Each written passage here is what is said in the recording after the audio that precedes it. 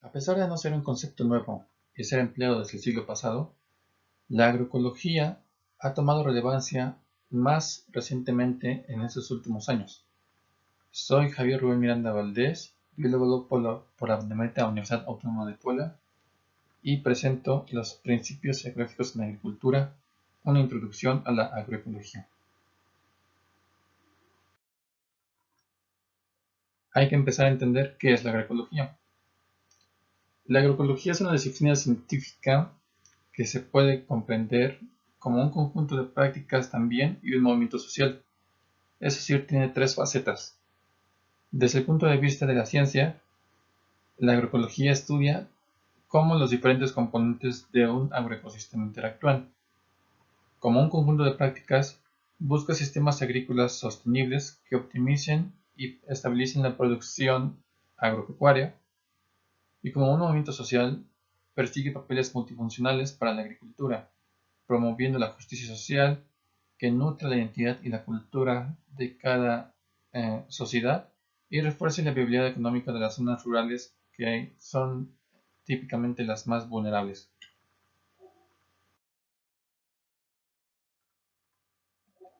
Los principios centrales de la agroecología se engloban en tres aspectos principales. Uno, la planificación. A eso se refiere el uso de un enfoque holístico, es decir, completo, para la identificación, análisis y resolución de cuestiones relacionadas con la agricultura, eh, todo en un sector local, desde un punto de vista local, por ejemplo, en una comunidad. También la armonización del sistema agrícola con el potencial productivo y los límites físicos del paisaje que lo rodea.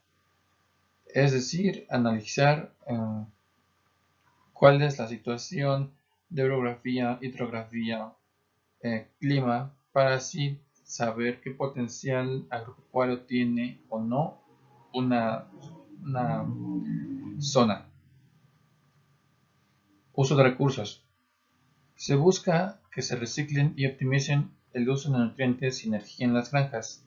Esto puede ser, por ejemplo, con el uso de abono generado a partir de estiércol o también de desechos de la agricultura.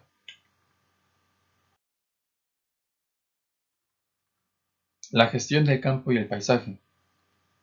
Aquí se incluye promover las interacciones biológicas benéficas y sinergias entre los componentes de la agrodiversidad.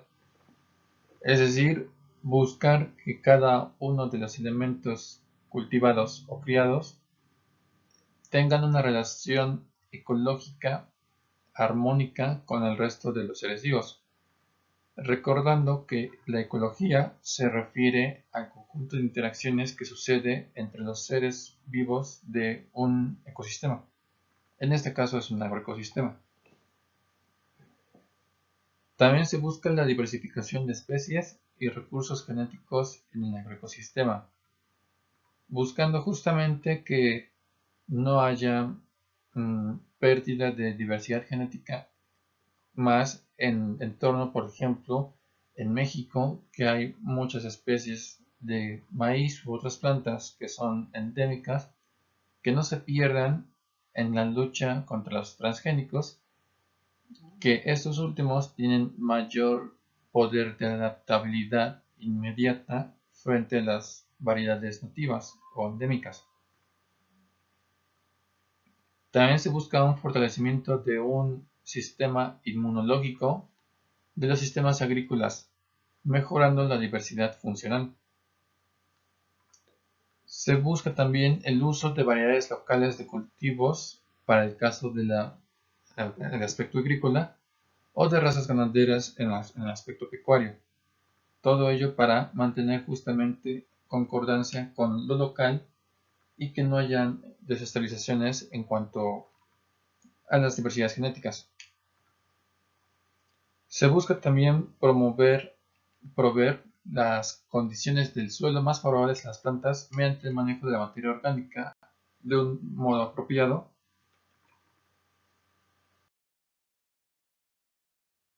Y bueno, esto se puede ver representado con ejemplos tales como La labranza de conservación, que es darle mantenimiento a la tierra.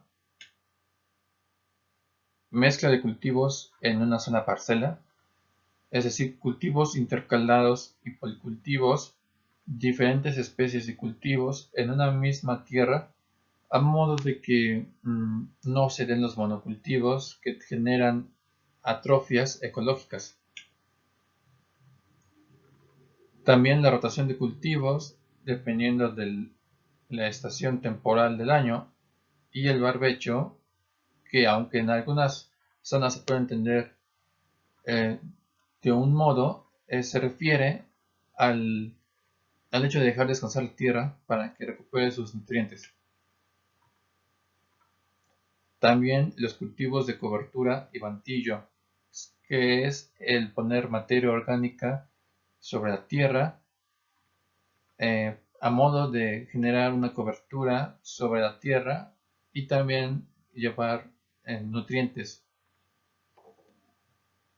Integración también de cultivos con actividades pecuarias o acuícolas, en donde, por ejemplo, en una misma zona puede haber ganado pastando y también tener cultivos agrícolas sembrados. Todo esto con delimitaciones a manera de que no se afecten mutuamente.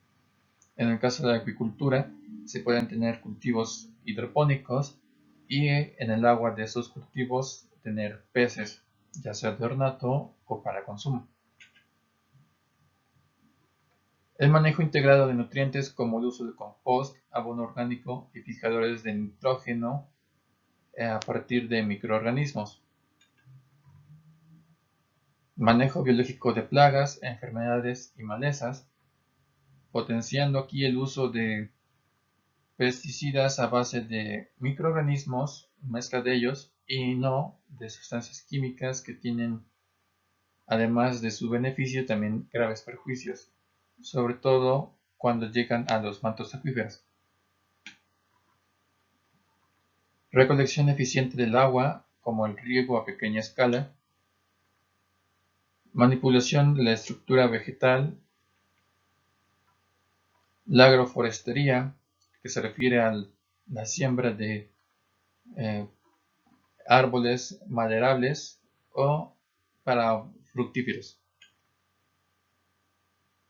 El uso de los recursos locales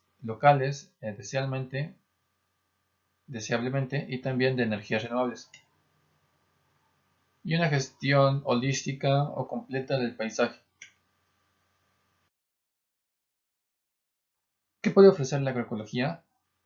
En 4 puntos: sustentabilidad ambiental, resiliencia climática y mayor agrodiversidad. 2. Mayor productividad general, optimización de campos y sustentabilidad intensificada.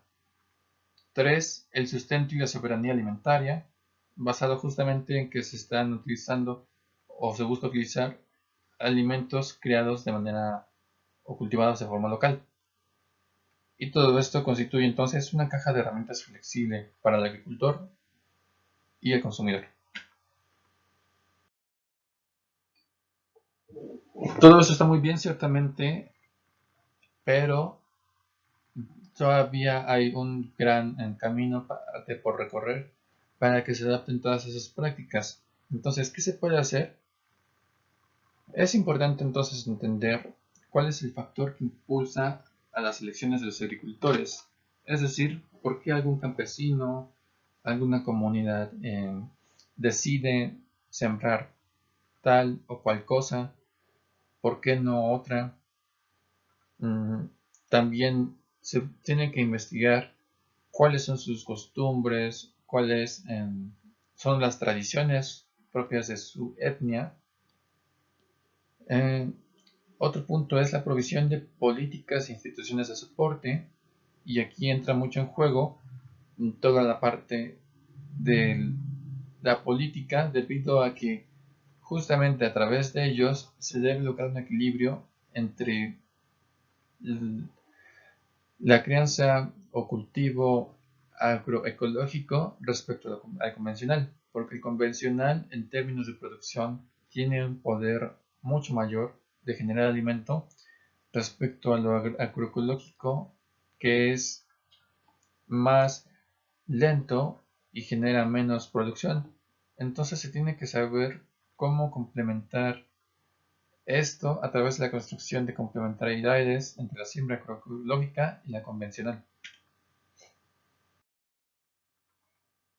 Así, viéndose adelante, se debe de consolidar la evidencia para la agroecología. Como ya adelantaba antes, los estudios más completos disponibles en el tema se remontan a la década de 1990 o antes. La forma en que los agricultores equilibran sus limitaciones y potencial benéfico para superarlo es algo que no se ha abordado adecuadamente. Y aunque existen muchos estudios que hablan acerca de la agroecología en la década del 2000 o 2010, incluso 2020, la mayoría de ellos no aborda cómo implementar adecuadamente en las sociedades y a nivel local el tema de la agroecología, cómo eh, implementarlo para que no hayan choques con empresas o con política. Con base en esto, los nuevos estudios deberán basarse en análisis multidimensionales que evalúen más consistentemente cómo la agroecología contribuye a los ingresos de los agricultores y se deberán marcar en una perspectiva de más largo plazo que considere los aspectos socioeconómicos, objetivos medioambientales y las tensiones políticas que pueden ejercer debido a los diferentes grupos de opinión y los intereses de cada quien. Con esto concluyo esta breve introducción. Les agradezco su atención y hasta luego.